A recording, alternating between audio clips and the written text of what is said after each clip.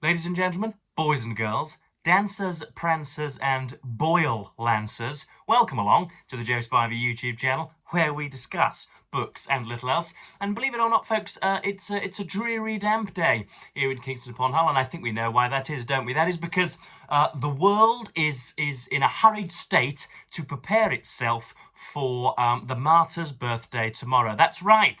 The 29th of January is at least the birthday that I was given during this life that I am currently inhabiting on this earth. Of course, I was around when Mr. Gutenberg was inventing the printing press. I was around when Dickens was just putting the finishing touches to Dombey and Son. I was around when Lee Harvey Oswald was taking pot shots at a president. But when I was reincarnated this time, the Almighty decided that January the 29th, 2002 would be a decent starting point. And so it was 23 years ago, where my mother was bellying into a hospital ward, bearing quite a centre-parted burden, and waiting to heave out her little tetchy circumlocucious swine, so that 23 years later he could prevaricate on YouTube. I'm sure my family are very, very proud. But yes, tomorrow I am 23. Tomorrow I make turn 23, and of course you'll all be keeping the day within your households. I don't doubt you'll be kissing the portraits in the kitchen, and you'll be introducing yourselves to one another with melodic introductions, and you will also feel free to absent yourselves from work and spend 13 hours watching my content. So yes, tomorrow is my birthday, and therefore I am going to call for questions as a little special. I know that in the last 6 weeks or so we've gained approximately 400 subscribers to the channel, and so there's plenty of new fodder. And so yes, if you want to ask me about Nigerian potatoes, or you want to ask me about tectonic shift, or the elasticity of lunchtime cheese, then please do so. It's not good for the ego for me to just reside in my high ivory tower. I've got to come down and address the parishioners and plebs every now and then, I think. So yes, leave a comment either under this video, or I will probably release a community post a little bit later on this afternoon, so that you can pop any questions you would like to ask underneath there. Please do consult the two prior Q&As, just in case you want to ask something absurdly obvious. But even so, I think I will probably answer even the most basic of questions. So that's the preamble done. And yes, we're on the 28th of January, nearing the birthday. But for now, I've been reading a book by Neil Powell. I do have a review for you, believe it or not. This was released in 2008 and it's called Amos and Son, a delight. Witty, clever and acute, says the Observer on the front there. And there we have a middle-aged Kingsley, and there we have a juvenile Martin, probably looking at an early pornographic sketch, I don't doubt, of Marilyn Monroe or something. Such were the rivulets of his mind. But yeah, they're both camped on a sofa. I've never actually seen this photo before it was imprinted on the front cover. But yeah, for those of you that don't know, were it not for this small urchin here, I probably would not be a similar small urchin jabbering on the internet. This is Martin Amos and Kingsley Amos. Kingsley, this is one of the few literary dynasties ever to venture from the soil. I was racking my brain just before clicking record, trying to think of another literary dynasty, and of course, inevitably there is going to be a very obvious one, which will sort of posthumously thwack me in the face whenever I end the recording here, and so will have made one or two gaffes, and I'm sure you will take no pains in detailing those literary dynasties in the comments below. But father, son, mother, daughter, cousin, nephew, auntie, nephew, or whatever. I can't think of one. I'm almost certain that Evelyn Waugh must have had a prominent younger son, maybe, or a cousin. I can't remember. But yeah, as far as I'm aware, these are certainly one of the most prominent literary dynasties. And Kingsley was a comic novelist of the mid-20th century, and Martin Amis tried his jolly best later on to not to emulate his father, but to adapt the same feelings, and to I think it's one of Amos's phrases that had he been born in 1922, had Martin been born in 1922, he'd have written the same novels as Kingsley, and had Kingsley been born in 1949, then he would have written the same novels as Martin. But it was just the kind of cultural decorations which changed the two types of novel which both writer wrote. So yeah, Neil Powell is a very very delicate critic. It's not a biography as such, or it's not a dual biography of the family. It is more of a scrutinization of the works, and he sort of shoehorns in bits and bobs of life as a result. Now, usually I hate it when a reviewer or a critic or some sort of novelistic acolyte of a writer looks for clues in their life as to how they wrote their novels. Oh, look, they had a particular predilection for candy floss when they were 13. That's why all their novels are set in Brighton. Oh, look, they really enjoyed driving on trains. That's why their novels are really fast-paced. That's very distasteful, and I think desperate on behalf of those critics. But with these two writers, that is absolutely possible, because most of their work was self-avowedly autobiographical, and so in order to better understand the novels, you must consult the timelines and the history books. So Powell does a good job of that. Of course, we're only halfway through, so we've only really heard about Kingsley. Kingsley was born in 22 and in South London, and that was a poor attempt, wasn't it? I can do better in my own free time. He was born in South London and suffers from that same sort of lower middle class resentment of anybody who is sharper and slightly more intelligent and perhaps richer and has had more privileges festooned upon them. And yeah, so he's a little bit of a lick-spittling lefty, a little bit of a, what should we say, a flame-throwing lefty when he's young. He's got a great affection for, or at least a sympathy for communism and for Marxism and the dialectic, and goes to St John's College, Oxford or Cambridge, I can't remember. Goes to St John's College and studies literature and does jolly well, and becomes friends with the famous poet Philip Larkin, but then around the same time meets Robert Conquest and a few other, admires the novels of Anthony Powell, and you have the makings of literature in him. Of course, the Second World War racks his time at Oxford or Cambridge, that is later to be decided, and he joins the army and does bits and bobs domestically. I don't think he's ever launched overseas, but that's Kingsley's early story, and then he begins to write novels. He begins to write, he's already an anthologized poet, but he begins to write Lucky Jim and Take a Girl Like You and Girl 20 and other stories like that, and becomes very famous indeed. And he is a philanderer. He is very willing to bed out of wedlock, and he marries Martin's mother by the name of Hilary, and soon starts to cheat on her voraciously, and eventually runs into a woman by the name of Elizabeth Jane Howard, who was a novelist in her own right, and she is one of the main reasons that Martin was picked up from the abyss. He was, perhaps like myself, obsessed with sort of arcade games and the grotty, stupefying nature of modern culture, was not minded to read any decent novels, was not minded to waltz into an opera theatre, wouldn't have listened to Vivaldi's concertos if indeed they are in musical existence, wasn't high-minded at all, and yet Elizabeth Jane Howard one day took him by the breeches and told him to I think handed him a copy of Pride and Prejudice, and for that we ought to be forever thankful. But yes, a great many things are discussed in here, mainly about Kingsley's novels, and Neil Powell has a very polite way of calling them all pretty rubbish, actually. Lucky Jim is jolly good, but I've not read the others, but the others are apparently just as comic, but don't quite bother themselves with narrative and with tight plots and with sort of characterized development. But right in the preface, I've got three sections that I want to highlight. Right in the preface, we've got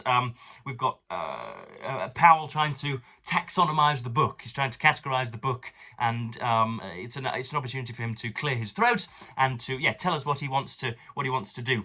But this is, I've written in the margin, this is Amisian in its beavering taxonomy, and hopefully you'll appreciate this. One last point. Publishers and booksellers, journalists and librarians all have an entirely understandable desire to place books in categories which don't necessarily correspond to divisions inside the reader's or the writer's head. To call this a literary biography might imply a claim of biographical completeness for which I haven't aimed. Critical biography is a bit better, as long as it's remembered that criticism here includes appreciative advocacy. Study would be nicely non-committal, were it not for its misleading hint of interminably footnoted and secondary sourced academia. I actually quite like to think of the books around me as primarily just books, so my hope is that this is a decently interesting book about Kingsley and Martin Amis. Now that's of course he's kind of feigning a little bit of modesty there. He is quite high-minded, and he would like it to be considered a study of the books, but he wouldn't like that to be set down. Kingsley and Martin were both chiefs and masters of what should we call it? That sort of I don't really know how to call it. That aloof. Rather, the adjectives really are failing me today. It's a sort of an iconoclastic phrasing at the dinner table of some very quite serious subjects. So it's Kingsley and Martin who would usually sit at the table and say, that Ben Jonson, you know, he's damn good with his adjectives, but I'm really not sure about those nouns. You know what I mean? It's a judgment, but you don't really know quite how to apply it. You don't really know what the person means, but it's reeled off so as to be somehow illustrative of their reading competency. So they'll say, as I say, Ben Jonson, those adjectives, I'm not so sure, but the nouns he's jolly well good at. Or they'll say Nathaniel Hawthorne, boy could he paint a picture, but I'm not sure that he could interrogate the soul. You know, you sort of get what they're saying, and they're doing it in a brusque manner, and you can imagine them balancing a cigarette between their lips at the time, and swooning in some brandy simultaneously. They're masters of that phrasing, and Kingsley never really got beyond that. He appreciated things which he ought not to have done, and excoriated things which he ought to have loved. He never gets round to some very prominent writers. He never gets round to Austen or anybody of significance. He tended to reside in the comic novel and in genre fiction, and yet still had a reputation of being high-minded and intellectual. An elbow patch. So that's something of a strange contradiction, which Mr. Powell does well to point out. But we have the first section that I want to highlight again. It's Powell's what did he call it there? Did he call it special advocacy? Talking about the novels which came out at the same time as Amis's first novel, Lucky Jim, which is set on a provincial university campus and involves the picaresque adventures of an unlovable, detestable, but somehow interesting slob and academic who does nothing but empty gauntlets of lager and other alcoholic drinks. But Powell here is talking about novels that came out at the same time, and Kingsley's hatred of the what he saw as performative, sort of filibustering, filigreeing, super contemplative novels of Evelyn Waugh and Virginia Woolf, and presumably bits of Trollope and bits of Eliot and stuff that we have loved on this channel. So he's talking about William Cooper's novel Scenes from Provincial Life, and how that was a near contemporary of Lucky Jim, and how Kingsley dealt with all that. But Cooper's novel was to prove influential at an even deeper level. Scenes from Provincial Life is an almost ridiculously underwritten book. Its willful naivete of style actually grows at tremendous risk into a convincing first-person voice. Although a literary man who has published 3 novels, Joe is also a physics teacher in a grammar school, and it's in this persona that he writes. Kingsley, with his ingrained distrust of writerly novelists, from Virginia Woolf to Brideshead vintage Evelyn Waugh, was seduced by this unmannered tone. Although he would always be a more careful and finished writer than Cooper's Joe Lunn, his wariness of literary style as something footling, precious, and a bit pansy-ish was to remain. He would have felt that this guarded him from pretentious excess, but it was a mixed blessing, and it owed more to his residual sense of lower middle class inferiority than to any clear artistic principle. Now that is absolutely brilliant, and very many pages follow on like that. And then the final section that we want to discuss is, I think this is he teaching? Yes, this is when Kingsley goes to, first of all, Lucky Jim wins the Somerset Maugham Award, which conveys or confers on a writer prestige and money to go and live abroad for a short while, hopefully with the intention, the implied intention of coming across material for another book. And so he wins the Somerset Maugham Award and goes to Portugal and stuff, but then also manages to be at Kingsley manages to be a professor of creative writing at Princeton, believe it or not. And this is a farcical depiction by Powell of some of Kingsley's classes, and again of his disdain for writers he really ought to have loved. Kingsley had vaguely imagined lecturing to a class to whom he would have to impart varieties of wisdom that neither he nor anyone else was likely to possess, so he was relieved to find that his dozen or so students came to him one by one to go over material that they had earlier handed in. He didn't much care for the solitary poet, who may have been startled to discover that his work ought to conform to the sound movement principle of clarity for the reader, nor for the solitary playwright, even though his play was actually performed. All the rest wrote prose fiction, that's his students. Much of it was so good that Kingsley remembered it over 30 years later when he wrote memoirs. Apart from this, his other regular obligation was to teach a weekly seminar which, unluckily for him, included as a prescribed text the Aspern Papers by Henry James, which he later described as the only work of his I have ever read through to its conclusion, although this wasn't strictly true. On the 12th of June 1950, he'd told Larkin that he'd read The Bostonians by you-know-who. James, like Jane Austen or Virginia Woolf, remained one of those strange Amycian blind spots where chirpy iconoclasm shades into baffling Philistinism and which ultimately diminish Kingsley as a literary figure. There you are. He's being fair to his subject, but it is also objectively damning him right at the end, and that's what Powell does throughout. And yeah, we are in about 1970 now, and so Martin Amis has just got a scholarship at Oxford. One of the things which instantly drew me to Martin was the unbidden precocity. Get that one down your gullets. The unbidden precocity of him at such an early age. He, like myself, went from knowing absolutely nothing about the canon at all and having maybe a slightly sharp tongue and admiring some of the pert, deft phrases of sporting commentators, but somebody for whom the niceties and vagaries and finitude of the English language was an exotic question. It went from that state of beleaguered ignorance to swanning magnitude in the space of about 3 or 4 months, and I found myself doing that same thing. I found myself not caring at all and then being suddenly excellent. You know how those marathon runners who do absolutely no running and then are just able to turn up on a Saturday morning and run a 2:09 on boggy terrain. That strange precocity which Martin exhibits is hopefully going to be the subject of the next half of the book. So that's Amos and Son by Neil Powell, and of course, yes, I wanted just to check in and to tell you all that I will be producing videos for you later in the week. Obviously, I'll be enjoying my 23rd birthday, surrounded by very many friends, indulging in gay repartee and all of the rest of it. And yes, I will be obviously doing some videos later and endeavouring to answer what I'm sure will be some very, very interesting and fecund questions that you'll be asking in the comment section. But I'm not going to go on beyond my remit, beyond my prerogative. I'm going to cap this video at 18:30. Thank you ever so much, as per usual, for watching, and yeah, bid you a fond farewell.